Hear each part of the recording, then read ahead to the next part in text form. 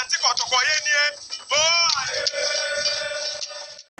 Before we begin this video, please subscribe right now and click the notification bell to get news on Asante Kotoko.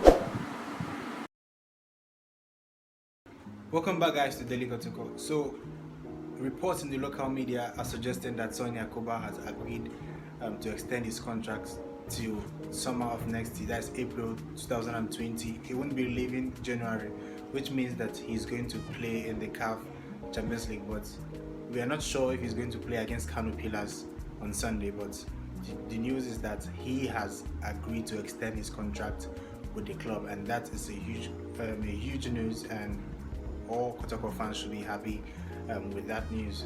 Now, if you check the last video I did, I was condemning him for his actions, that he should apologize to the club and the club should punish him. Agreed, they've come to an agreement, and he has decided to extend his contract, which is good news because we definitely need him in the CAF Champions League campaign, because he will be very, very instrumental, considering the fact that our strikers are struggling to score goals.